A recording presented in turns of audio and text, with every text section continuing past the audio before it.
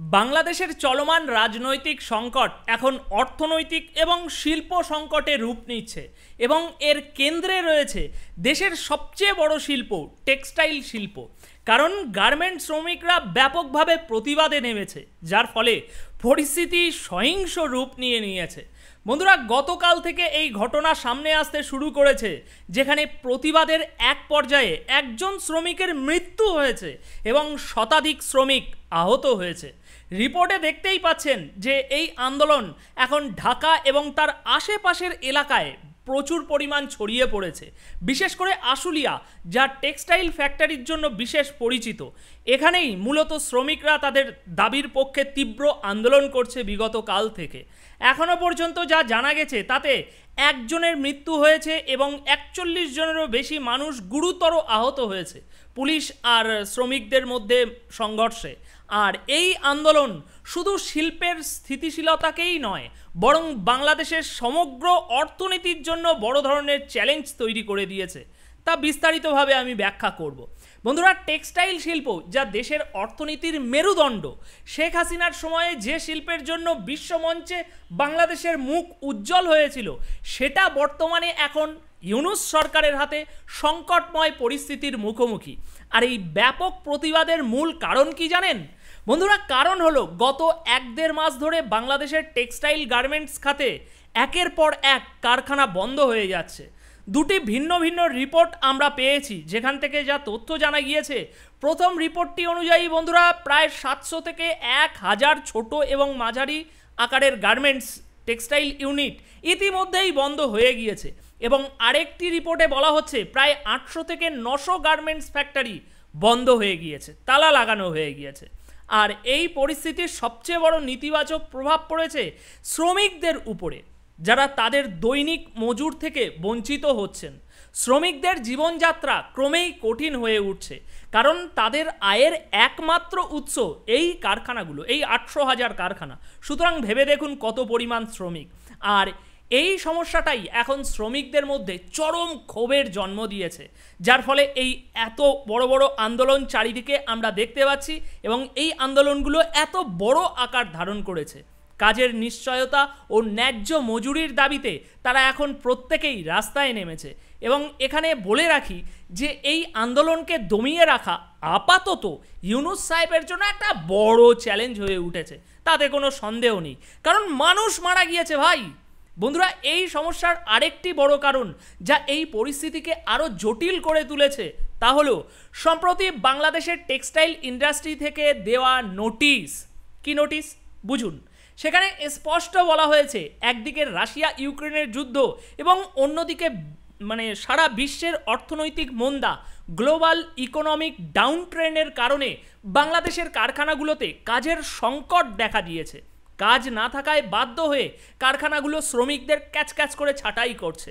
আর এই ছাঁটাইয়ের কারণেই শ্রমিকদের মধ্যে আরও বেশি ক্ষোভের আগুন ছড়িয়ে দিয়েছে এবং তারা এখন ব্যাপকভাবে প্রতিবাদে নেমেছে চারিদিকে। আর এই সংকটের প্রভাব এখন বাংলাদেশের জন্য অত্যন্ত বিপর্যয়কর হয়ে দাঁড়িয়েছে। শেখ হাসিনার সময়ে বিশ্ববাজারে বাংলাদেশের অবস্থান ছিল তৃতীয় বৃহত্তম পোশাক রপ্তানিকারক দেশ হিসাবে। প্রথমে ছিল চীন, তারপরে আপনার ইউরোপিয়ান ইউনিয়নের দেশগুলো, আর তৃতীয় স্থানে ছিল বাংলাদেশ। কিন্তু ইউনূস সাহেবের বাংলাদেশ হাল ধরার পর থেকেই বাংলাদেশের টেক্সটাইল খাত এখন ভীষণ গভীর একটা গাড্ডায়, সংকটে, অন্ধকারে, যেটাই বলুন না কেন, তলিয়ে যাচ্ছে ধীরে ধীরে। তাই এখন প্রশ্ন হলো, এর পিছনে আসল কারণ কি? কেন এরকম হলো এবং এত দীর্ঘমেয়াদী প্রভাব কি হতে পারে? বিশেষত বন্ধুরা, বাংলাদেশের অর্থনীতির উপরে এই সমস্যার কি প্রভাব পড়ছে এবং এই পরিস্থিতির ফলে আমাদের ভারতের অর্থনীতিতে এর কি প্রতিক্রিয়া দেখা যাবে, সেগুলো নিয়েই আজকে আমরা গভীরভাবে একটু আলোচনা করব, বিশ্লেষণ করব, খোঁজাখুঁজি করব।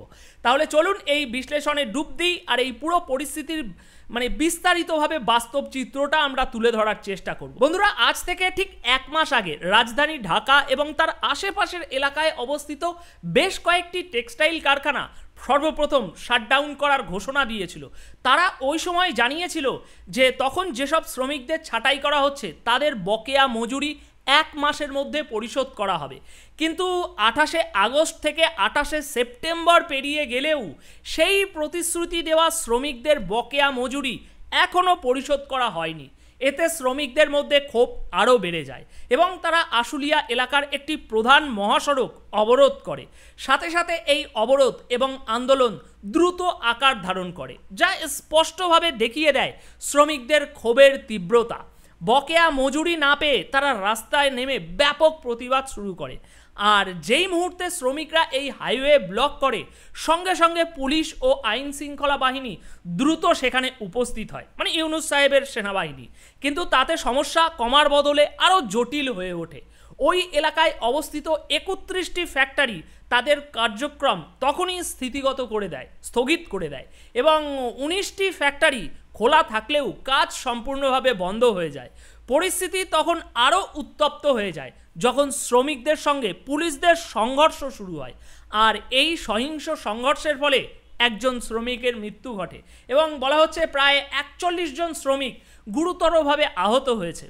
আর এত বড় একটা ঘটনা ঘটার পর আশেপাশের এলাকায় কী হবে? স্বাভাবিক, অন্যান্য শিল্প এলাকার শ্রমিকরাও রাস্তায় নেমে আসে এবং তারা ওই হাইওয়ের উপরে অবরোধ করে তারাও প্রতিবাদ চালাতে থাকে। এতে পরিস্থিতি ক্রমশ আরও খারাপ হতে থাকে এবং বিক্ষোভ আরও তীব্র আকার ধারণ করে। সেখানে শ্রমিকদের সংখ্যা ক্রমাগত বাড়তে থাকে একটু একটু করে এবং আইন শৃঙ্খলা বাহিনীও আন্দোলনকারীদের উপরে তাদের অ্যাকশনও বাড়াতে থাকে। ফলে পরিস্থিতি আরও উত্তপ্ত হয় এবং প্রোটেস্ট আরও তীব্র ও বিস্তৃত হয়ে ওঠে, ছড়িয়ে পড়ে। তাই এখন বড় প্রশ্ন হলো, এই প্রোটেস্টগুলো হঠাৎ করে এত বড় আকারে কেন ছড়িয়ে পড়ল? বন্ধুরা, উত্তরটা খুবই সহজ। আসলে শেখ হাসিনার সময়ে 2023 সালেই দেশে গার্মেন্টস শ্রমিকদের একটি বড় ধর্মঘট হয়েছিল, যা অক্টোবর 2023 থেকে শুরু হয়। সেই সময় শ্রমিকরা তাদের মাসিক বেতন আরও একটু বাড়ানোর দাবি জানিয়েছিল। কিন্তু এরপর যখন শেখ হাসিনা সরকার পতিত হয় এবং আমাদের গোল্ড মেডেলিস্ট সরকার মোহাম্মদ ইউনূসের নেতৃত্বে নতুন সরকার আসে, তখন থেকে শ্রমিকদের এই দাবি পুরোপুরি উপেক্ষা করে দেওয়া হয়। এবং যেমনটা আমরা সবাই জানি, আমাদের মোহাম্মদ ইউনূস গোল্ড মেডেলিস্ট সরকারের নেতৃত্বে দেশের শিল্পের যেভাবে অবনতি হয়েছে এই কয়েক মাসে, সেইগুলো পরিস্থিতিকে এখন আরও জটিল করে তুলেছে। একদিকে শ্রমিকদের বেতন বাড়ানোর দাবি পূরণ না হওয়া এবং তার সাথে সাথে নতুন করে টেক্সটাইল খাতের ক্রমাগত অবনতির ফলে এই প্রোটেস্ট এখন হঠাৎ করে বৃহত্তর আকারে ছড়িয়ে পড়েছে। আর দেশে এই রাজনৈতিক এবং অর্থনৈতিক অস্থিরতা বাংলাদেশের টেক্সটাইল শিল্প এবং সমগ্র অর্থনীতির জন্য এক গুরুতর সংকটের ইঙ্গিত দিচ্ছে। প্রথমে আমরা কি দেখলাম বন্ধুরা? প্রথমে দেখা গেল বাংলাদেশের রাজনৈতিক অস্থিরতা, যা অনেক শিল্প কারখানা বন্ধ হওয়ার মূল কারণ হিসাবে দাঁড়িয়েছে। কিন্তু সবচেয়ে বড় সমস্যাটি হলো বাংলাদেশের টেক্সটাইল ইন্ডাস্ট্রি এখন নতুন রপ্তানির অর্ডার পাচ্ছে না। দেশের টেক্সটাইল শিল্প, যেটি প্রায় 90% রপ্তানির উপরে নির্ভরশীল, অর্থাৎ দেশের ভিতরে চাহিদা সীমিত, ফ্যাক্টরিগুলো মূলত বিদেশি ক্রেতাদের উপরেই নির্ভর করে। তাই এখন বড় সমস্যা হলো বাংলাদেশে প্রচুর পরিমাণ রপ্তানির অর্ডার হারিয়ে ফেলছে। আর সেই অর্ডারগুলো কোথায় যাচ্ছে বন্ধুরা? সেই অর্ডারগুলো ভারতের দিকে চলে গিয়েছে। প্রমাণ হিসাবে এখানে আপনারা রিপোর্ট দেখতেই পাচ্ছেন। উত্তরপ্রদেশে প্রায় 10,000 কোটি টাকা বিনিয়োগের আলোচনা চলছে এবং আগামী কয়েক মাসের মধ্যে প্রায় 400টি বড় এবং ছোট নূতন ইউনিট, আগে যা ছিল নূতন 400টা ইউনিট স্থাপনের পরিকল্পনা করা হয়েছে। অন্যদিকে বন্ধুরা, দক্ষিণ ভারতের তামিলনাড়ুতে, যা ভারতের একটি বিশাল টেক্সটাইল ক্লাস্টার হিসাবে পরিচিত, সেখানে মাত্র 2 সপ্তাহের মধ্যে 450 কোটি টাকার নূতন বায়ারদের থেকে রপ্তানির অর্ডার এসেছে। মানে এই পর্যন্ত যা কাজ করতো তারা সে তো করতো, এখন নূতন ক্রেতারা এসছে মার্কেটে, বিশেষ করে ইউরোপীয় দেশগুলো থেকে, যেমন আপনার এই জার্মানি, নেদারল্যান্ডস এবং পোল্যান্ড। আর এই দ্রুত রপ্তানির অর্ডার বৃদ্ধির ফলে ভারতের টেক্সটাইল শিল্প, যেটা এমনিতেই শক্তিশালী, সেটা আরও বেশি শক্তিশালী হচ্ছে। অন্যদিকে বাংলাদেশ তার শেয়ার হারাচ্ছে, যেগুলো ছিল সেগুলোই হারাচ্ছে। ফলে বাংলাদেশের টেক্সটাইল ইন্ডাস্ট্রি আরও বড় চাপে পড়েছে, কারণ ভারতের টেক্সটাইল রপ্তানির ধারাবাহিক উন্নতি এখন বাংলাদেশের জন্য একটি নতুন চ্যালেঞ্জ হয়ে দাঁড়িয়েছে। উদাহরণস্বরূপ, উত্তরপ্রদেশের নয়ডায় অবস্থিত জারা কোম্পানি, যার বেশিরভাগ গার্মেন্টস আগে বাংলাদেশে তৈরি হতো, এখন তাদের অর্ডারগুলো নয়ডায় শিফট করে দেওয়া হয়েছে।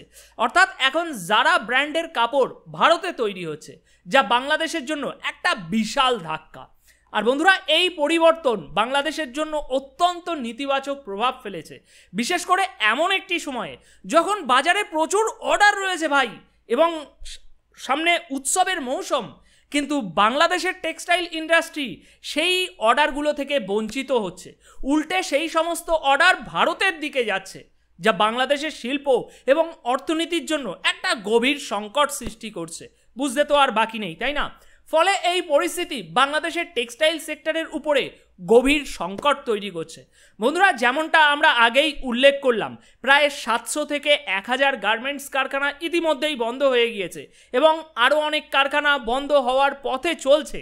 তাই এই পরিস্থিতিতে বাংলাদেশের টেক্সটাইল শিল্প বলতে আর বাকি নেই যে এক ভয়াবহ সংকটের মধ্যে পড়েছে, যেখানে তারা আন্তর্জাতিক বাজারে তাদের শেয়ার ক্রমাগত হারিয়ে ফেলছে, যে শেয়ার হাসিনার সময়ে তৈরি হয়েছিল। আর সবচেয়ে উদ্বেগজনক বিষয় হলো, এই সংকটের প্রভাব বাংলাদেশের সমগ্র অর্থনীতির উপরেও একটা কালো থাবা ফেলছে। পরিসংখ্যান অনুসারে বাংলাদেশের টেক্সটাইল ইন্ডাস্ট্রি এত বড় যে এটি একাই দেশের জিডিপিতে প্রায় 11% অবদান রাখে। আর যদি রপ্তানি আয়ের কথা বলি, তাহলে বাংলাদেশের প্রায় বলতে পারেন আপনি 80%-এরও বেশি রপ্তানি আয় শুধুমাত্র টেক্সটাইল শিল্প থেকে আসে। তাই এখন অবভিয়াস কথা, এখন হঠাৎ করে যদি এই শিল্প এত বড় সমস্যা তৈরি হয়, তাহলে শুধু দেশের জিডিপি কমবে না, বরং রপ্তানি আয়ও বড় ধরনের পতন ঘটবে। ফলে এর প্রভাব সরাসরি দেশের ফরেন রিজার্ভে পড়বে, যা বাংলাদেশের সমগ্র অর্থনীতির জন্য একটা বড় ঝুঁকি হয়ে দাঁড়াবে। তাই এই সংকট দীর্ঘমেয়াদে বাংলাদেশের অর্থনীতিকে আরও গভীর সমস্যার দিকে ঠেলে দিতে পারে বলবো, না দিয়েছে, সেটাই এখন বিশ্লেষণ করে একটু বলার বিষয়। কারণ বাংলাদেশের অর্থনীতির অনেকটাই এই টেক্সটাইল শিল্পের উপরে নির্ভরশীল। তাই এখন শেষে সবথেকে বড় প্রশ্ন, লাখ টাকার প্রশ্ন, যে এই সমস্যার সমাধান কি হতে পারে। তো দেখুন বন্ধুরা, বর্তমান পরিস্থিতিতে সবচেয়ে গুরুত্বপূর্ণ হলো সরকারের স্থিতিশীলতা। যদি সরকার স্থিতিশীল হয়, তবে তার নীতিমালাগুলোও নিশ্চয়ই ধারাবাহিকতা বজায় থাকবে এবং তার ফলে টেক্সটাইল শিল্প পুনরায় সচল হওয়ার সম্ভাবনাও তৈরি হবে এবং সেই সাথে রপ্তানির নতুন অর্ডার যেগুলো হারিয়ে গিয়েছে সেগুলোও ফিরিয়ে নিয়ে আসার সুযোগ বাড়বে। তাই যতক্ষণ না আমাদের গোল্ড মেডেলিস্ট ইউনূস সরকারের মধ্যে একটা স্থিতিশীলতা আসে, ততক্ষণ পর্যন্ত বাংলাদেশের টেক্সটাইল শিল্পের পরিস্থিতি উন্নতির সম্ভাবনা কোথাও দেখা যাচ্ছে না, খুবই কম। এখন আমরা অপেক্ষা করে দেখব আগামী সময়ে এই বিষয়ের উপরে আর কি ধরনের ডেভেলপমেন্ট সামনে আসে এবং তার সাথে সাথে আমি আপনাদের সামনে শেয়ার করার চেষ্টা করব। তবে অবশ্যই এই বিষয়ের উপরে কমেন্ট সেকশানে আপনাদের মতামত জানিয়ে যেতে ভুলবেন না। ধন্যবাদ, অনেক অনেক ধন্যবাদ।